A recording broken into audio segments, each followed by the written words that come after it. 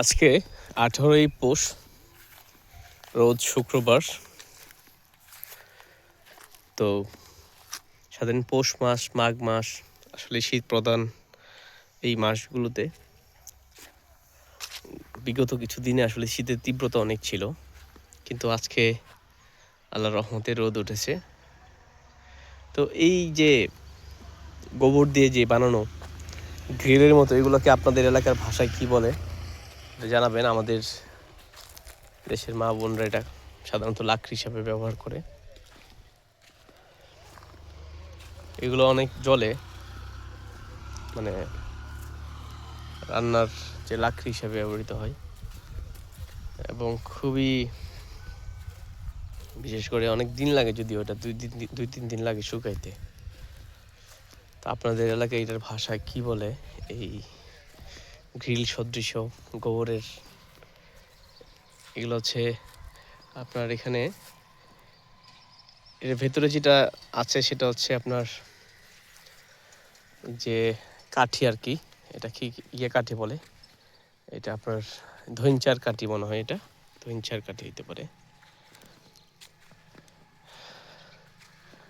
তো জুমার নামাজ পড়ে আসলাম, চোখে পড়লো অনেকদিন পরে। গ্রামে যাই না, অনেকদিন ধরে গ্রামে যাই না, এরকম দৃশ্য চোখে পড়ে না।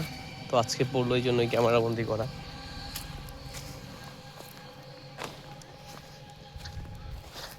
যদিও এইগুলোর ব্যবহার এখন দিন দিন কমে যাচ্ছে। আগে একটা সময় মানুষ ব্যবহার করতো অনেক বেশি, কিন্তু এখন তো গরুর সংখ্যা কমে যাচ্ছে আগের তুলনায়। এখন মানুষ সবচেয়ে বেশি ব্যবহার করে গ্যাসকে জ্বালানি হিসেবে ব্যবহার করে, সিলিন্ডার গ্যাস।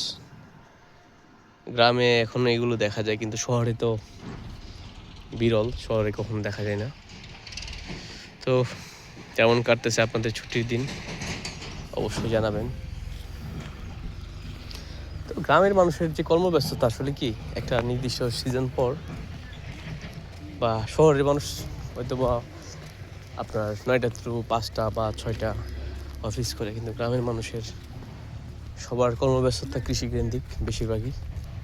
আর যারা বাজারে দোকান করে তাদের জীবনযাত্রা একটু অন্যরকম, শহরের মতোই।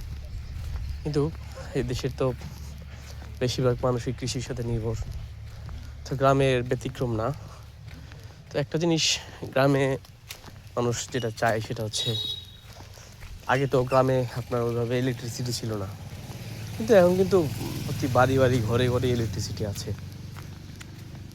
আমি যেটা দেখাইলাম জ্বালানি হিসাবে, এখন মানুষ তো আপনার গ্রামে চলে আসছে, অনেকে ইলেকট্রিসিটি চুলার মাধ্যমেও মানুষ রান্না করে।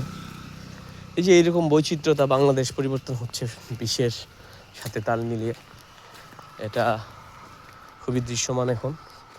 এই যে মাঠগুলো এখন জমিগুলো কিছু